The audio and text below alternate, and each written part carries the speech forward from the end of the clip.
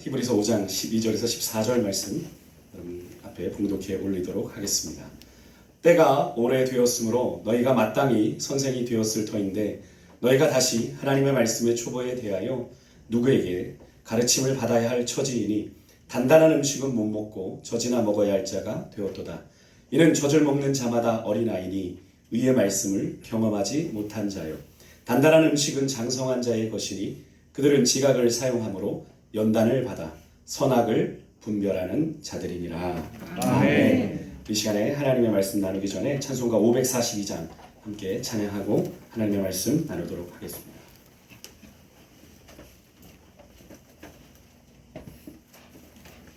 우리 함께 박수하면서 찬양하겠습니다. 죄송합니다. 전주를 안 해요.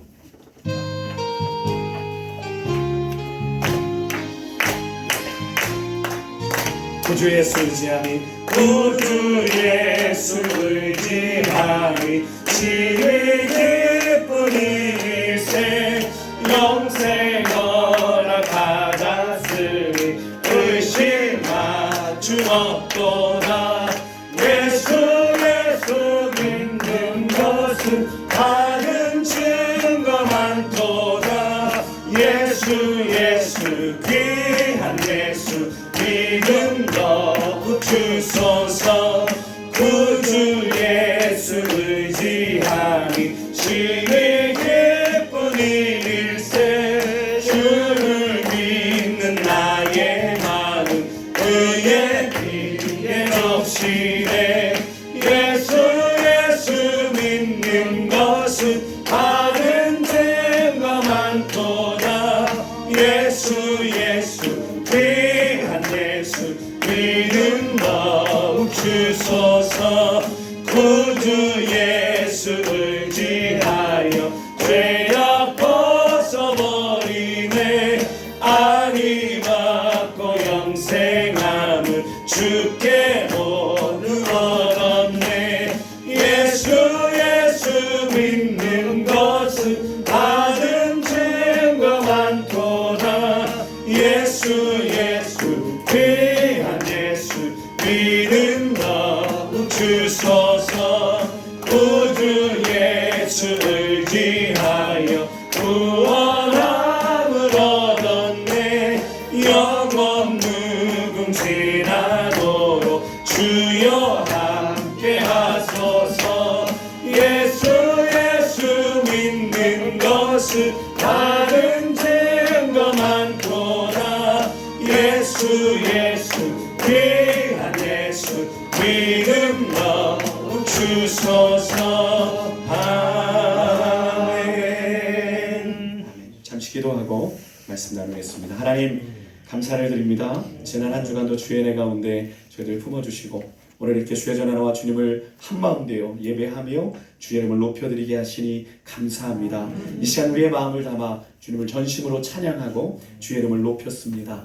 이 예배를 통해 주님만 높임을 받으시고 주님만 영광을 받아 주시옵소서. 이 시간 사슴이 시냇물 찾기에 갈급함같이 주의 말씀 앞에 하나님 저희가 섰사오니 이 시간 주여 말씀하여 주시며 전하는 자나 듣는 자가 하나님 말씀하시는 하나님 앞에 하나님 믿음으로 부복하며 주의 말씀 앞에 다시 한번 새롭게 결단하는 귀한 시간이 될 수 있도록 이 시간 함께하여 주옵소서. 하나님 말씀 듣는 가운데 사단이 우리의 생각을 사로잡아 하나님 미혹하지 못하도록 하나님께서 지키시고 인도하여 주시며 우리가 더욱더 주의 말씀에 우리 각자에게 들려주시는 레마의 음성에 귀 기울이며 나아가는 시간 되게 하여 주옵소서. 오늘 이 시간에도 사모하는 영을 만족케 하시는 주의 거룩한 임재가 우리 가운데 충만하게 임하게 하여 주실 줄 믿고 감사드리며 이 모든 말씀 우리 주 예수 그리스도의 이름으로 간절히 기도드렸습니다. 아멘.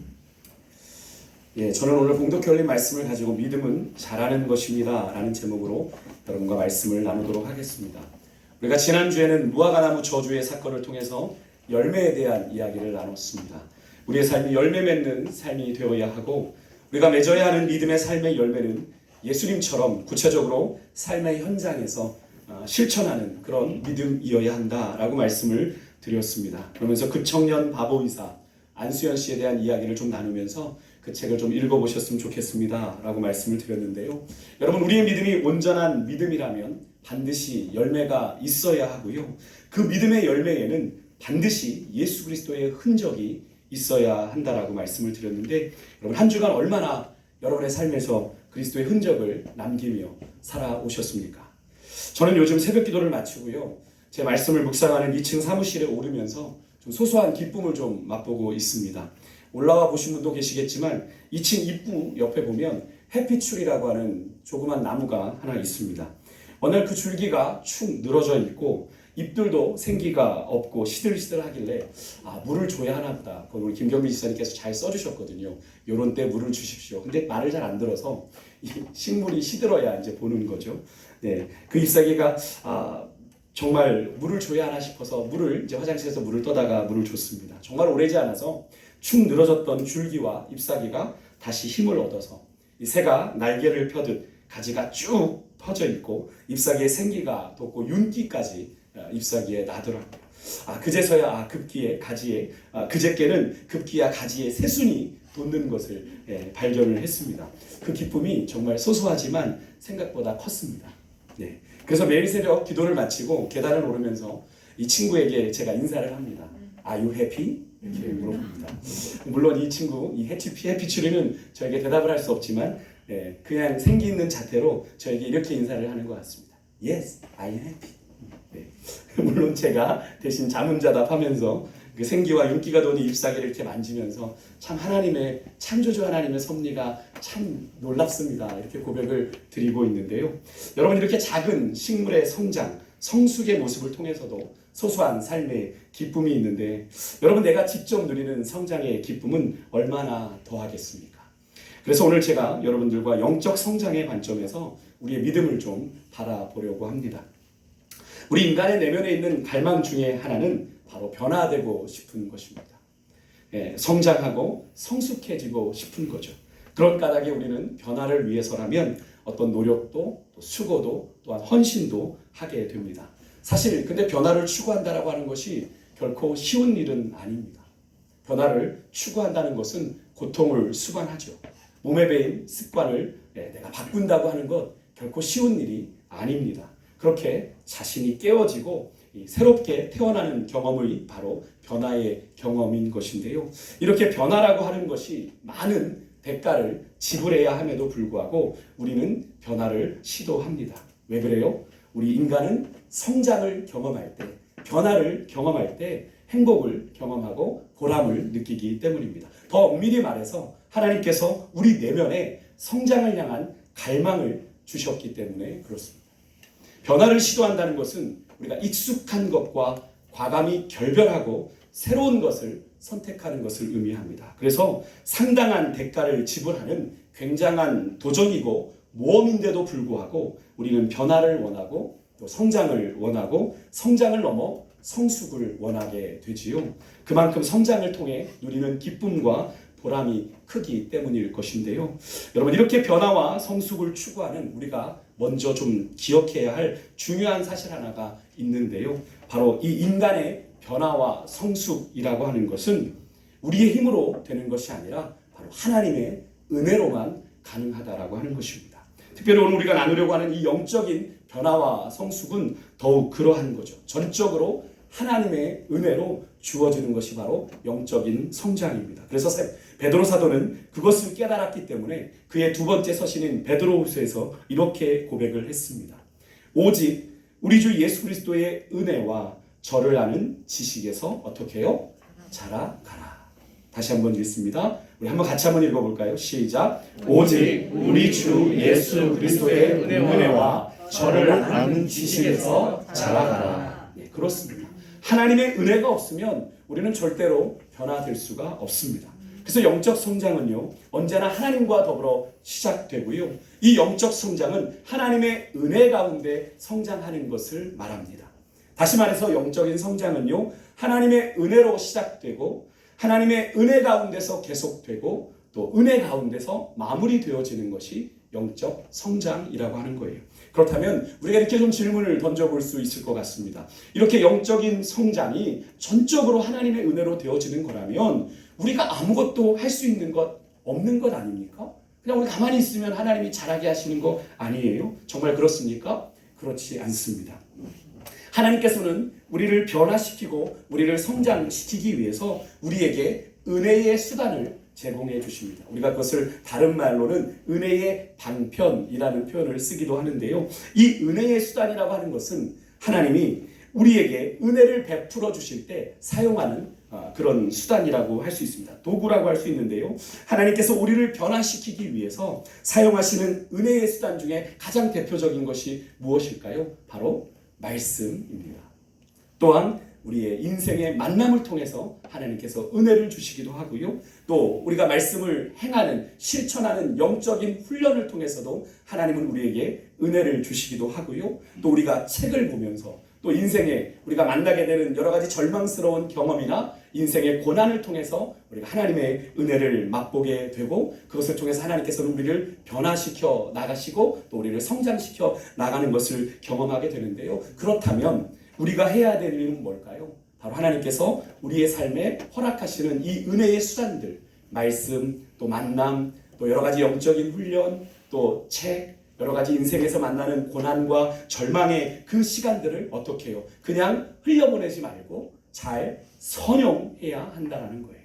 예를 들어서 하나님께서 우리를 변화시키기 위해서 어떤 말씀을 주십니다. 말씀을 듣는 가운데, 말씀을 읽는 가운데, 말씀을 묵상하는 가운데 말씀을 주실 때가 있어요. 그 말씀이 내 눈에 들어와요. 그 말씀이 내 마음에 부딪혀요. 그럼 어떻게 해야 됩니까? 그 말씀을 그냥 지나쳐요? 나중에요 주님. 이러면 변화가 일어납니까? 변화가 일어나지 않습니다. 어떻게 해요? 그 말씀이 부딪혀올 때, 그 말씀에 우리가 순종할 때 우리 안에 변화가 일어나게 되는 거죠. 또 말씀에 나와 있는 여러 가지 영적인 훈련을 합니다.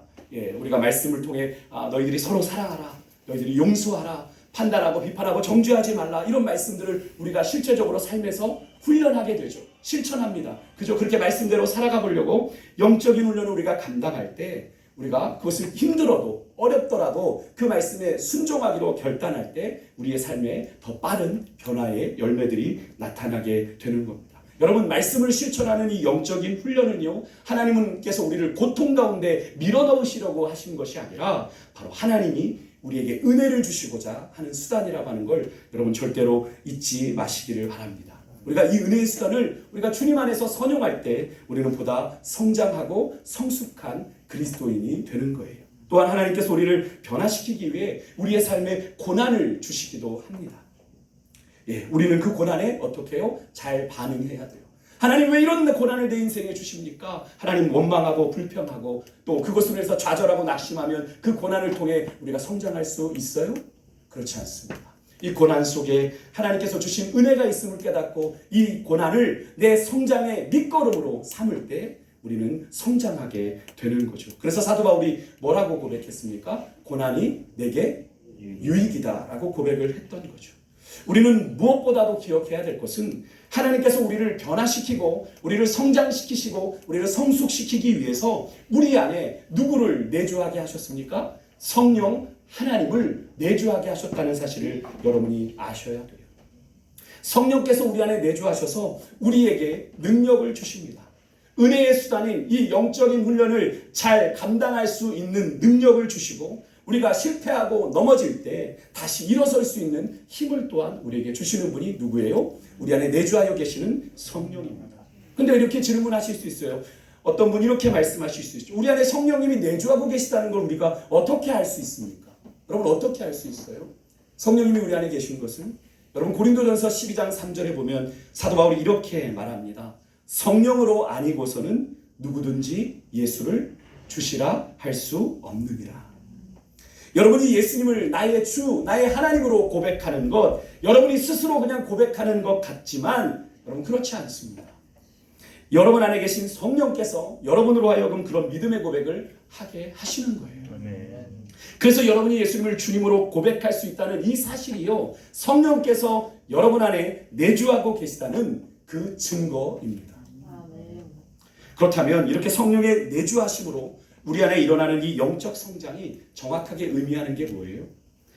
로널드 클럽이라고 하는 분이 그의 책 영혼의 일기와 영적 성숙에서 이런 말을 했습니다. 여러분이 앞에 화면을 보고 함께 같이 한번 읽어볼까요? 우리 같이 한번 읽겠습니다. 시작. 영적으로 성장한다는 것은 한 사람의 전 인생을 그리스도의 주재권 아래 더욱더 내려놓는 것을 의미합니다. 한 번만 더 읽을까요? 시작. 영적으로 성장한다는 것은 한 사람의 전 인생을 그리스도의 주재권 아래 더욱더 내려놓는 것을 의미한다. 아멘.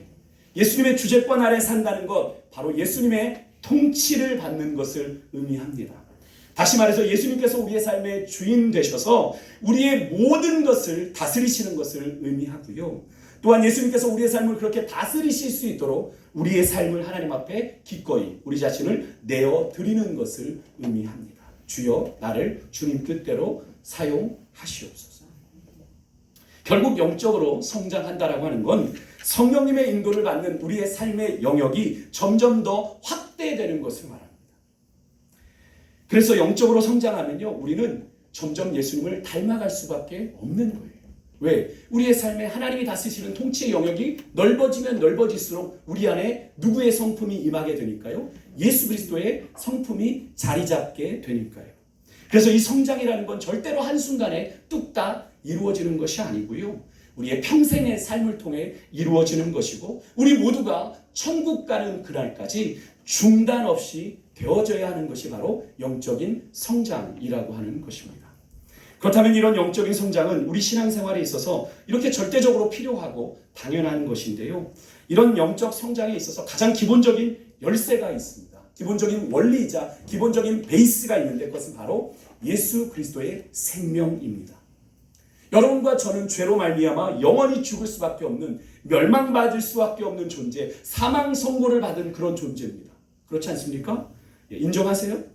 우리는 죄로 말미암아 아닌데 라고 생각하시는 분 계신가 봐요. 우리는 죄로 말미암아 죽은 존재입니다. 그렇게 멸망받을 수밖에 없는 존재가 예수 그리스도의 십자가 그 대속의 은혜로 말미암아 죄로 영원히 멸망받을 수 없는 우리가 무엇을 얻었습니까? 영생을 얻었습니다.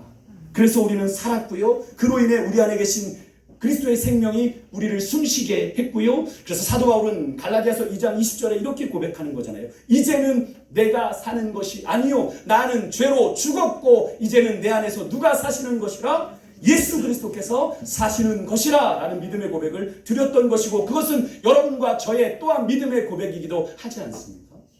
그래서 오늘 우리가 이 자리에 나와서 신앙생활 예배를 드리고 있는 거예요. 이런 믿음의 고백 없이 예배를 드리고 있다면 말이 되지 않는 거죠. 여러분, 바로 우리 안에 계신 예수 그리스도의 생명이 바로 영적 성장의 가장 베이스가 되고 열쇠가 됩니다. 이 예수님의 생명이 없으면 우리는 절대로 예수님처럼 예수님의 성품을 가지고 성장할 수 없고요. 예수님을 닮아갈 수도 없습니다. 여러분, 생명이 없는데 잘할 수 있습니까? 죽은 식물, 제가 잘 못 키워서 죽은 나무들이 있어요. 밑에 이제 사른 나무들만 했는데 이제 그걸 옥상에 우리 오재훈 선생님이 다 정리해 주셨는데 다 말라 죽었어요. 아무리 물을 줘도 살아나지 않아요. 말라 비틀어진 나무들. 그래서 물을 막 흠뻑 줘도 살지 않습니다. 뭐 많이 지났는데도 별로 반응이 없어요. 여러분, 생명이 없는데 잘할 수 있습니까? 없는 거죠. 근데 역으로요, 잘한다고 하는 건 뭐예요? 생명이 있다라고 하는 거예요. 잘한다고 하는 건 생명이 있다라고 하는 거예요. 여러분, 우리 안에는 진정 예수님의 생명이 있습니까? 아멘. 아멘. 이 질문은 이렇게 바꿀 수 있겠습니다. 그렇다면 여러분의 믿음은 지금 잘하고 있습니까? 아멘.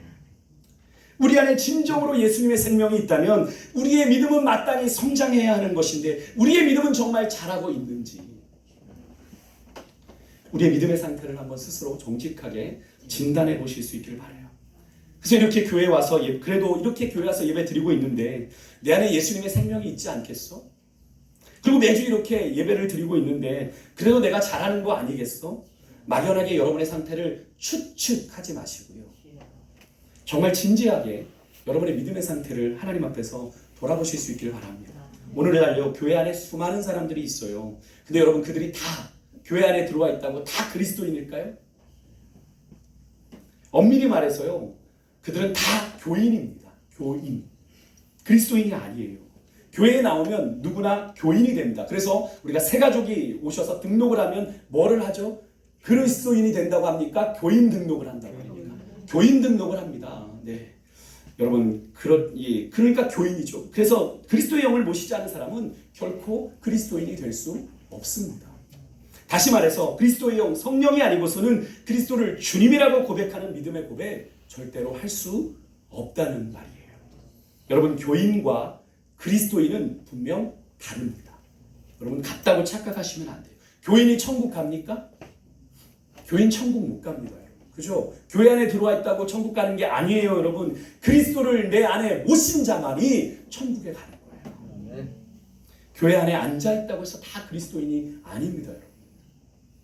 이 시간 여러분 스스로에게 한번 질문해 보세요. 우리 안에 생명 되신 예수 그리스도 그 하나님, 예수님이 내 안에 정말 거하고 계신지, 그것을 내가 얼마나 의식하며 우리의 삶을 살아가고 있는지 한번 질문해 보셨으면 좋겠어요. 사도 바울이 신약의 27권 중에 무려 13권에서 14권을 기록했다고 신학자들은 이야기합니다. 그의 서신서가 많이 있죠. 그 중에 로마서가 있습니다. 로마서는 로마 교인들, 로마 교회의 성도들에게 쓴 편지입니다. 여러분, 로마에 믿지 않는 그냥 불특정 다수 불신자들에게 쓴 편지가 아니라, 그런데 여러분, 로마서의 주 내용이 뭡니까? 제가 1절에도 한번 설명드렸죠. 이 신칭이 믿음으로 말미암는 구원, 바로 복음을 담고 있는 성경이 바로 로마서입니다. 그렇다면 지금 그 의미는 뭘 의미합니까? 로마 교회 성도들이 아직 복음을 제대로 모르고 있다라고 하는 의미가 이 로마서에는 담겨 있는 거예요. 그렇기 때문에 사도 바울이 로마 교회에 있는 성도들에게 편지하면서 복음에 대해서 다시 말하고 있는 거죠. 근데 이 사실이요, 그것만을 의미할까요? 여러분, 많은 사람들이 교회에 나오지만 복음을 모를 수도 있다는 말이 되기도 하고요. 많은 사람들이 교회에 나오는 목적, 그것을 제대로 모르고 교회에 나올 수도 있다라고 하는 의미이기도 하고요. 또 많은 사람들이 교회에 와서 예배는 드리고 있지만 예수님을 한 번도 내 마음속에 제대로 영접한 적이 없을 수도 있다라고 하는 사실을 우리에게 말해주고 있는 거예요. 그래서 사도 바울이요, 그런 로마 교회 성도들을 향해서 이렇게 도전했어요. 좀 부담스러운 이야기예요. 우리 같이 한번 읽어볼까요? 같이 우리 같이 읽습니다. 시작. 만일 너희 속에 하나님의 영이 거하시면 너희가 육신에 있지 아니하고 영에 있나니 누구든지 그리스도의 영이 없으면 그리스도의 사람이 아니라. 그리스도의 영이 없으면 그리스도의 사람이 아니라, 그리스도의 영이 없으면 그리스도인이 아니다라는 의미죠. 여러분, 얼마나 충격적인 말씀입니까? 나는 그래도 매주 교회 오니까 그리스도인이라고 생각했는데 내 안에 그리스도의 영이 없으면 그리스도인이 아니에요. 교인으로 등록돼 있어도 내 안에 예수님을 모시지 않으면 그리스도인이 아니에요. 더 무서운 말씀은 이 말씀인데요. 고린도서 13장 5절 우리 함께 같이 읽어보겠습니다. 같이 읽습니다. 시작. 너희는 믿음 안에 있는가 너희 자신을 시험하고 너희 자신을 확증하라. 예수 그리스도께서 너희 안에 계신 줄을 너희가 스스로 알지 못하느냐? 그렇지 않으면 너희는 버림받은 자라. 여러분, 뭐라고 말씀하세요?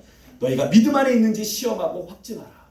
공동번역으로 보면 여러분, 자기의 믿음을 제대로 여러분이 지키고 있는지 스스로 살피고 따져보십시오.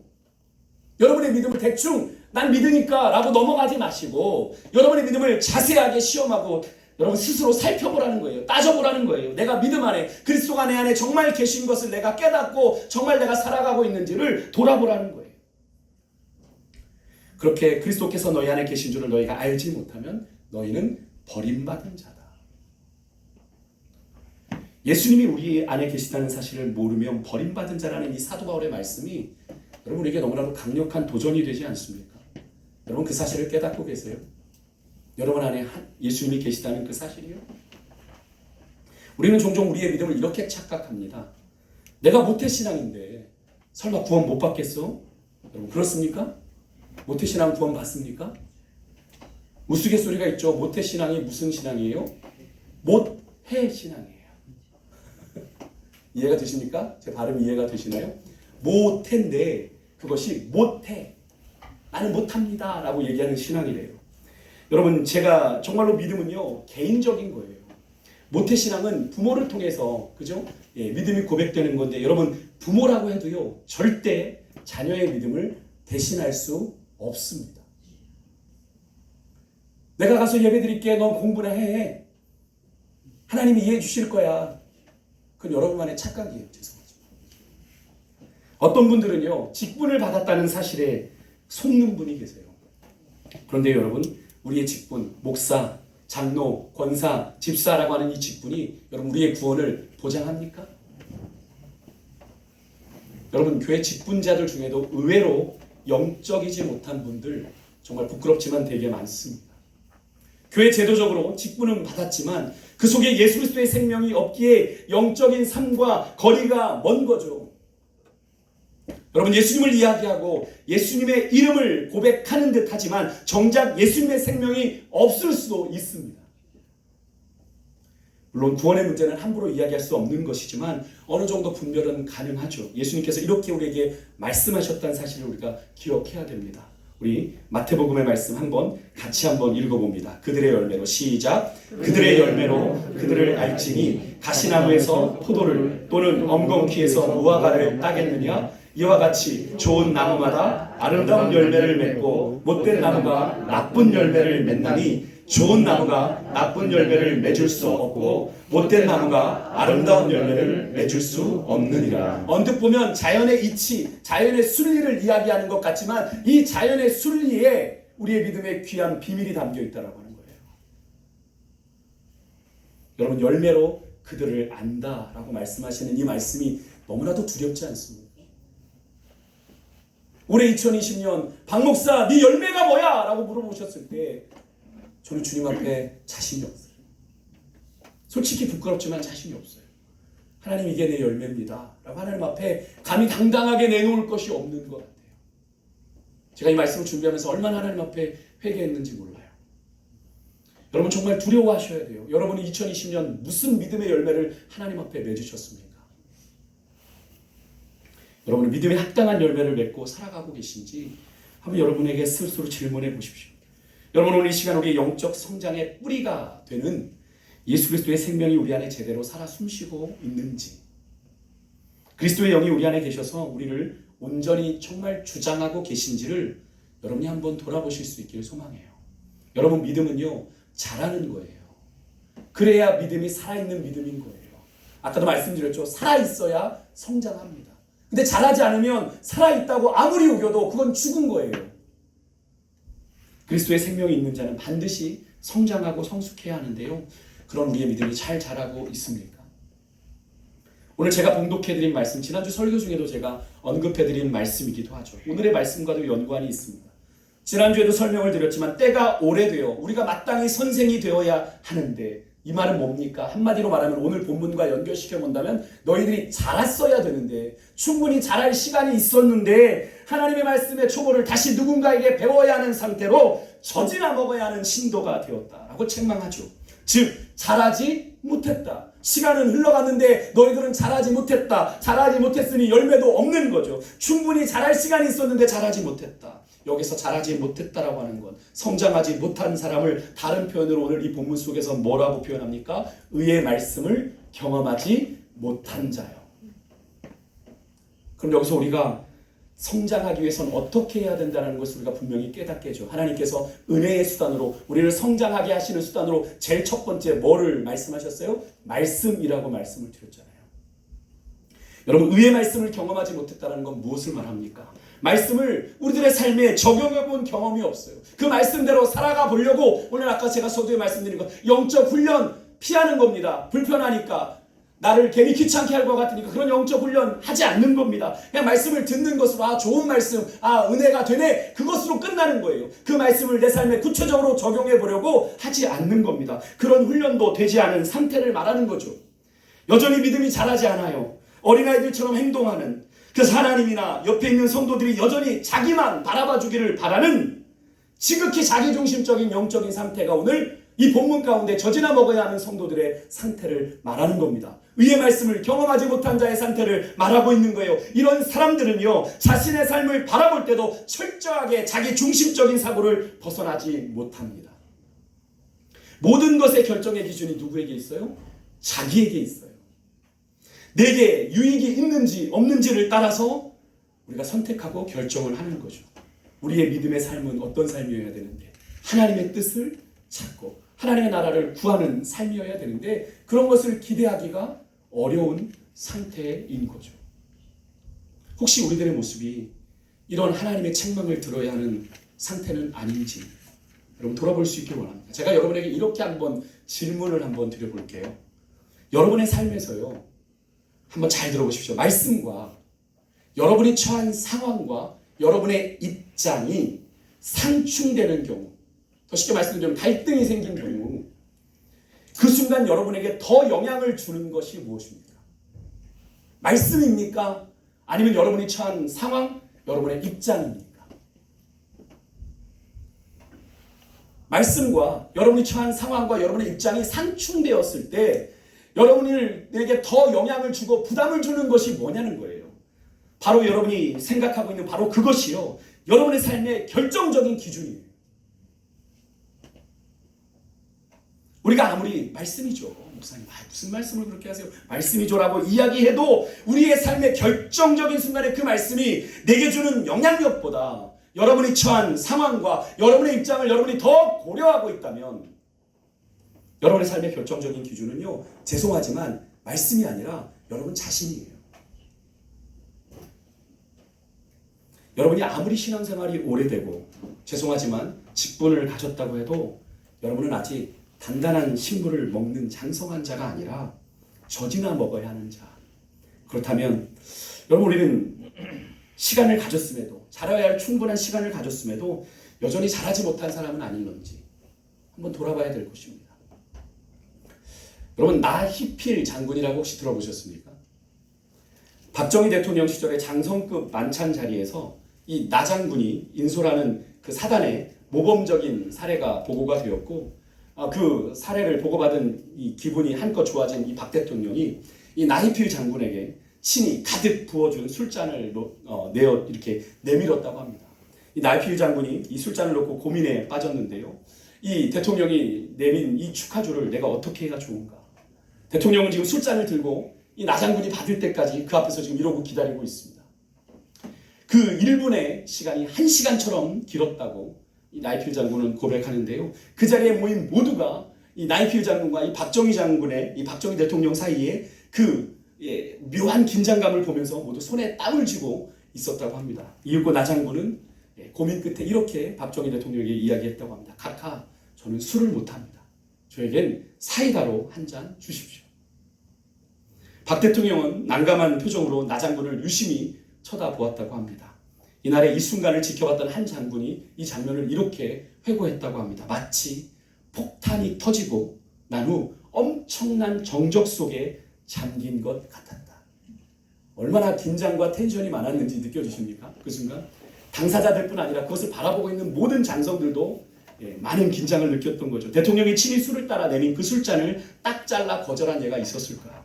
대통령의 굳은 표정을 본 국방장관이 그때 순간 벌떡 일어나, 카카, 나 정부는 원래 술을 잘 못합니다. 그 잔은 제가 대신 받겠습니다. 국방장관이 그 잔을 뺐다시피 단숨에 마셔버렸다고 합니다. 당시 여러분, 지금의 대통령이 아니지 않습니까? 박정희 대통령, 당시 절대 권력의 상징이었던 그 대통령이 체면이 말이 아닌 상황이 되어버렸습니다.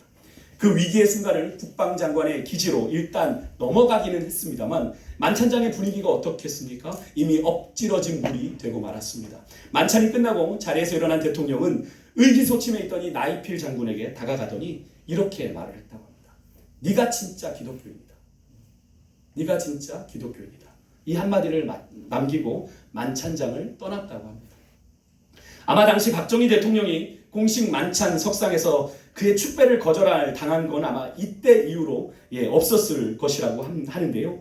한편 이날 만찬이 끝났을 때 박종규 경호실장이 이 나희필 장군에게 다가와서 이렇게 이야기를 했다고 합니다. 선배님, 해도 너무하셨습니다. 꼭 그렇게 각하에게 망신을 주었어야 됩니까? 국군의 통수권자요, 일국의 대통령께서 손수 축하의 술잔을 권하시면 정중히 받아 입잔이라도 하는 척. 입잔이 뭔지 아시죠, 여러분? 입에 댔다 떼는 거죠. 그렇게라도 해야 되는 것 아닙니까? 분초를 따지며 대통령의 일거수일투족, 얼굴 표정 하나하나까지 살펴야 되는 이 경호실장의 입장으로서는 이날 이 일촉즉발의 상황이 너무나도 초조한 그 고나해를 느꼈던 그것을 느낄 수 있는 그런 항변이죠. 대통령이 그렇게 떠나간 후에 이제 선배 장군들이 이 나희필 장군을 찾아와서 군 통수권자 앞에서 너무 경솔했다라고 하는 질책을 합니다. 이 사람아, 별을 하나 더 달 수 있는 하늘이 준 8년 만에 찾아온 그런 기회를 그걸 놓치나? 왜 그렇게 미련한 짓을 했나? 내일 일찍 책상 정리나 하게. 사단장 관사로 돌아온 이 나이필 장군은 정작 매우 불안해야 될 자신의 마음이 오히려 평안함을 느끼게 되었다고 합니다. 내가 과연 이런 신앙에 대한 용기가 어디서 나온 걸까? 내일 당장 청와대에서 어떤 책벌이 떨어진다고 해도 개념하지 않는다. 내가 하나님을 믿으니 하나님께서 나의 앞날을 책임져 주시겠지. 내가 육사를 졸업할 때 부대장께서 장교가 되어 술을 마실 줄 모르면 출세할 수 없다고 했는데 내가 나를 이렇게 장군까지 진급시켜 주신 것 하나님 아니신가? 그렇다면 하나님이 나와 함께 하신다는 증거가 아니겠는가? 라고 스스로를 위로하면서 나 장군은 취침 전에 자신에게 그날 있었던 일들을 기도로 하나님 앞에 맡기고 기다렸다고 합니다. 신앙인으로 사는 동안, 일생을 사는 동안 스스로를 가까이 하는 삶보다 말씀을 가까이 하여 말씀을 의지하는 삶이 더 하나님 앞에서 신실한 삶이라는 것을 이 나이필 장군은 말씀을 통해 확신했기 때문에 선택할 수 있는 결정이었던 거죠. 한편 군복을 벗을 것이라고 마음을 비우고 있었던 나 장군은 아침이 되자 이제 책상 정리를 다 끝내고 상부의 명령을 조용히 기다리고 있었습니다. 그러나 문책은 오지 않고 오히려 별을 하나 더 달고 소장으로 진급, 육군본부 작전 참모부장으로 영전되었고 당시에 다시 3군 사령부 창설에 중요한 임무를 담당하는 그런 사람이 되었다고 합니다. 여러분 실제로 있었던 이야기입니다. 나이필 장군을 아마 쳐보시면 인터넷에 쳐보면 그분의 소개가 이렇게 나옵니다. 대통령의 술을 거부한 몇 명의 한 사람 이렇게. 제가 여기서 지금 여러분에게 술을 마시는 것, 뭐 크리스찬들이 술을 먹고 마시는 것에 대해서 이야기하는 것이 아니라 믿음의 결단에 대한 부분을 말씀을 드리고 있는 거예요. 만일 여러분과 제가 그 자리에 있었더라면 우리는 과연 이 나이필 장군처럼 반응할 수 있었을까요? 저는 사실 이런 경험이 한 번 있습니다. 근데 저는 이렇게 못했습니다. 저는 입장이 아니라 받아 마셨거든요. 예, 제가 분학대에서 근무하면서 소속밴드를 했는데 사단장님 행사에 불려갔습니다. 열심히 연주를 했더니 사단장님이 기분이 좋으셨는지 저에게 숫잔을 내미시면서 박일병 숙주 한잔해. 제가 이병 박문기 하고 열심히 홀짝홀짝 마셨습니다. 네, 저는 그런 사람입니다. 여러분이 손가락질 하셔도 부끄럽지만 어쩔 수 없습니다. 물론 이것이 믿음의 한 사례일 뿐이라고 치부할 수도 있겠습니다만 나장군의 평소에 어떤 믿음의 사람이었는지를 우리가 엿볼 수 있는 그런 이야기가 아니겠습니까? 어지간한 믿음의 강단 아니고서는 쉽게 할 수 있는 행동이 아니지 않을까요? 여러분 믿음은요 현실에 순응하는 것이 아니라 말씀에 순종하는 겁니다. 복음서에 보면 밤이 맞도록 수고하고 허탕을 친 베드로가 베드로에게 예수님이 찾아오셔서 뭐라고 말씀하세요? 깊은 곳에 가서 그물을 던져라. 베드로를 처음 부르실 때 사건이죠. 그때 베드로가 어떻게 합니까? 사실 예수님의 이 이야기는 베드로에게 되게 자존심 상하는 이야기입니다. 예수님은 목수였잖아요. 아무리 선생이라고 하지만 어업에 대해서 전혀 알지 못하는 예수님이 와서 깊은 곳에 가서 그물을 던져라. 베드로의 경험, 어업의 노하우, 자존심을 보았을 때는 받아들일 수 없는 이야기지만 그가 뭐라고 이야기합니까? 주님 제가 잡은 것이 없지만은 말씀에 의지하여 당신의 말씀에 의지하여 내가 그물을 내리리이다. 이런 믿음의 고백을 통해 베드로가 누리게 된 것은 뭡니까? 만선의 기쁨을 맛보게 되었던 거죠. 여러분 믿음은요 답답한 현실, 반복되는 일상의 인생의 실패로 인한 낙심과 절망을 극복하고 살아계신 하나님의 말씀을 의지하는 것을 말합니다. 그렇게 믿음으로 반응할 때 공허한 듯 보이는 우리의 삶에도 여러분 만선의 기쁨이 임할 수 있다라고 하는 것, 그렇게 하나님을 경험함으로 우리의 믿음이 자라게 된다는 것을 여러분 믿으시길 바랍니다. 오늘 우리가 여러분의 이 베드로의 고백, 말씀에 의지하여, 여기에 이 말씀이 뭐예요? 베드로에게 주신 하나님의 은혜의 수단인 거죠. 베드로를 자라게 하시기 위해서, 베드로를 성장하게 하기 위해서 그에게 말씀을 주셨고 그 말씀에 베드로는 어떻게 반응했습니까? 믿음으로, 순종으로 반응을 했던 거죠. 여러분 믿음은요 살아있는 말씀이신 예수 그리스도를 믿는 겁니다. 연약한 나를 보고 현실을 보는 것이 믿음이 아니라요 우리의 시선을 살아계신 하나님께로, 또 그분이 행하실 일들로 향하는 것이 믿음이에요. 혹시라도 우리가 우리 안에 살아계신 하나님이 하실 일들을 또 우리를 향한 그분의 계획과 생각을 내 계산과 내 판단으로 제한하고 있지는 않은지 좀 돌아볼 수 있기를 원합니다. 내 나름대로 합리적이라고 생각하는 그것, 현실과 상황에 대한 냉철하고 이성적인 판단에 여러분 온 천지 만물에 충만하신 창조주 하나님을 여러분 제한하고 가두지 마십시오. 하나님 그런 하나님 아닙니다. 제가 자주 말씀드렸죠. 하나님은 우리의 이해와 계산 속에 갇히시는 분이 아니라고요. 하나님께서 우리의 이해와 계산 속에 갇히는 분이라면 그분은 이미 하나님이 아닙니다, 여러분. 그죠? 하나님 우리의 생각보다 크신 하나님, 우리의 기대보다 크신 하나님, 그러하기에 우리의 삶에는 어떠한 기대도 가질 수 없지만 내 안에 계신 하나님이 내 생각보다 크신 하나님이기에 그분에게 기대를 가지고 우리의 삶을 살아갈 수 있는 거잖아요. 그것이 믿음의 삶인 거잖아요. 여러분 그렇게 현실과 내가 처한 상황에 무기력하게 순응하는 믿음으로는 절대로 여러분 하나님을 경험하지 못할 뿐 아니라 그런 믿음은 절대로 자라지 않습니다.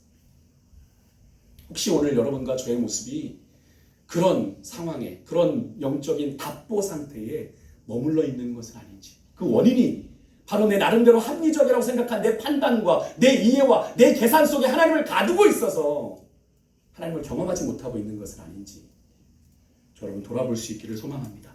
여러분 다시 묻습니다. 여러분의 믿음은 제대로 하나님의 기대를 따라 잘 자라고 있습니까? 우리의 삶을 주관하시는 우리의 삶의 참 주인 되신 우리 주님께 우리의 믿음의 성장과 성숙을 통해 여러분 기꺼이 그 기쁨을 드리는 그 삶을 우리가 살아가고 있습니까?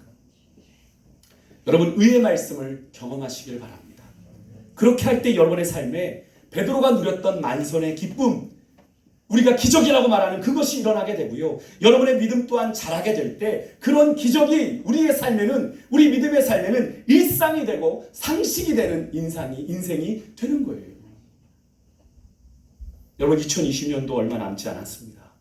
우리들의 믿음이 올 한 해 하나님의 기대대로 잘 자랐는지 이 시간 좀 돌아보고요. 주님 다시 오시는 그날까지 우리의 믿음이 성장하고 성숙하기 위해서 하나님께서 내 삶에 베푸시는 은혜의 수단들, 또 말씀을 통해, 또 여러 가지 만남을 통해, 또 말씀을 실천하는 영적인 훈련을 통해, 또 내 삶에 부딪히는 고난과 절망적인 그 상황들을 통해 우리에게 은혜를 베풀어 주실 때 그 은혜의 수단들을 잘 선용함으로 하나님께서 우리를 자라게 하시는 그 은혜, 우리를 성장시키시는 그 은혜, 우리를 성숙시켜 가시는 그 은혜를 우리가 누릴 수 있는 여러분과 제가 될 수 있기를 주 여러분을 축복합니다. 이 시간에 같이 찬양 한 장 부르고 기도하는 말씀 마치도록 하겠습니다. 오직 믿음으로라고 하는 찬양입니다. 함께 찬양하겠습니다.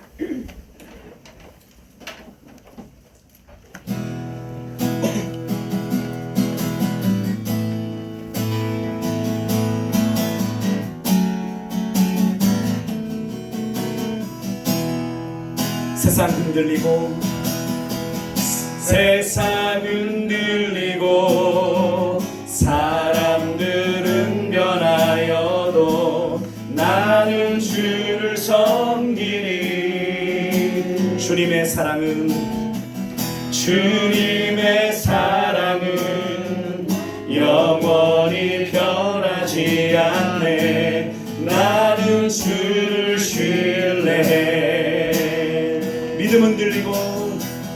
믿음은 들리고 사람들 주를 떠나도 나는 주를 섬기리.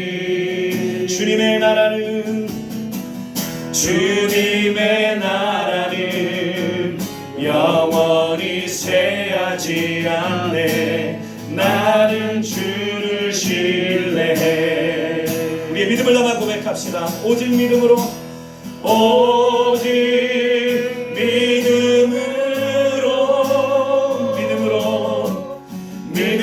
내가 살리라. 오직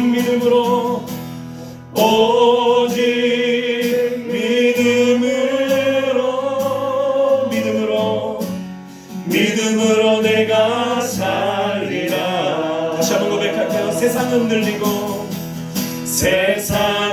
들리고 사람들은 변하여도 나는 주를 섬기리.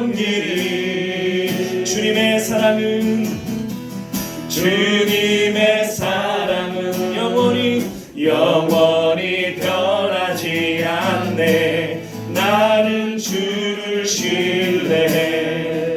믿음은 늘리고 사람들 주를 떠나도 믿음은 늘리고 사람들 주를 떠나도 나는 주를 섬기리. 그렇습니다. 주님, 주님의 나라는 영원히 쇠하지. 나는 주를 신뢰해. 나는 주를 신뢰해. 예, 주님, 오직 믿음으로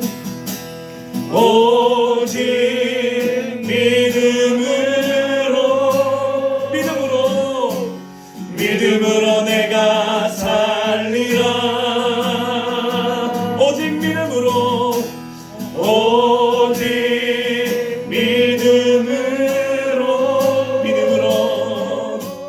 믿음으로 내가 살리라. 오직 의인은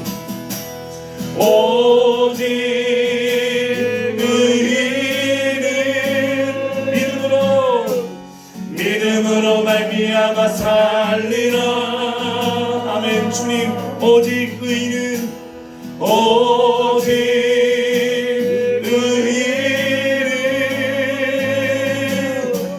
믿음으로 말미암아 살리라.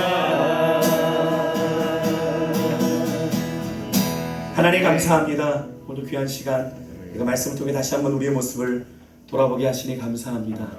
우리에게 그리스도의 생명이 있어 우리는 마땅히 자라야 하는 사람들인데, 하나님, 우리는 온전한 그리스도인으로 진정 자라고 있는지, 성장하고 있는지, 성숙해 가고 있는지, 우리의 믿음이 지경이 점점 확대되고 있는지, 내 삶에 주님의 다스리심이 점점 더 확대되어 내가 정말 주님 닮는 은혜를 누리며 살아가고 있는지 우리의 모습을 돌아보게 하여 주시고, 혹시라도 2020년 영적인 답보 상태에 있어 여전히 믿음의 한계를 벗어나지 못하고 내 계산, 내 이해, 하나님 내 노하우에 하나님 갇혀 하나님이 그저 그만큼 일하시는 하나님인 것처럼 하나님 그렇게 믿음으로 반응하며 하나님의 역사를 경험하지 못하는 가운데 우리의 믿음이 자라지 못하고 있지는 않은지 다시 한번 돌아볼 수 있게 하여 주시고, 우리의 믿음의 한계를 뛰어넘어 역사하시는 내 생각보다, 내 기대보다 크신 하나님 온 천지 만물을 창조하시고 그 천지 만물을 당신의 섭리 가운데 운행하시며 다스리시는 그 하나님을 우리의 삶에서 일상처럼 경험하는, 그래서 우리의 삶이 그 경험으로 말미암아 믿음이 쑥쑥 성장하고 자라는 우리 사랑하는 세광의 성도들이 되게 하여 주옵소서.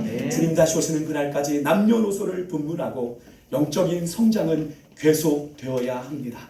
중단 없이 성장해야 합니다. 주님이 됐다 하신 그때까지 멈춰야 하면 안 됩니다. 혹시라도 우리는 이만하면 됐지라고 아니라는 생각으로 하나님, 내가 목사인데, 내가 장로인데, 내가 권사인데, 내가 집사인데 이만하면 된 거 아닌가? 착각입니다. 하나님 앞에선 아무것도 이만하면 됐지라고 고백할 수 없음을 우리가 기억하며 주님 다시 오시는 그날까지 믿음의 경주 끝까지 전심전력하여 달려가는 우리 세광의 식구들이 되게 하여 주옵소서. 우리 삶을 통해, 우리 교회를 통해 영광 받으실 주님을 찬양하며 이 모든 말씀 우리 주 예수 그리스도의 이름으로 간절히 기도드렸습니다. 아멘.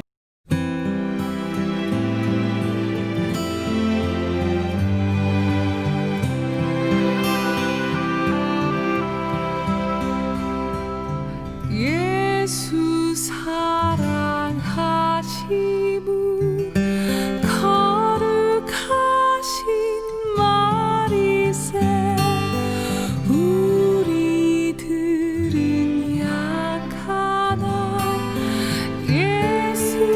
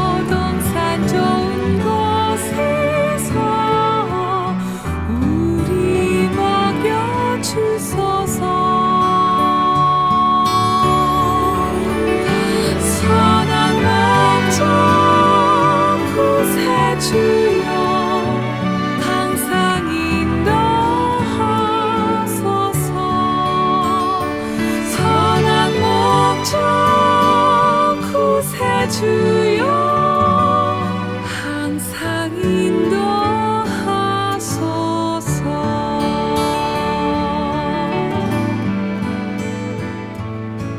흠이 많고 약한 우리도 용납하여 주시고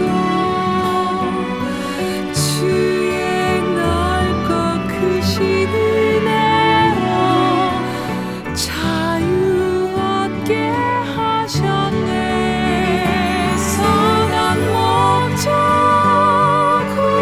구세주여 지금 나아갑니다.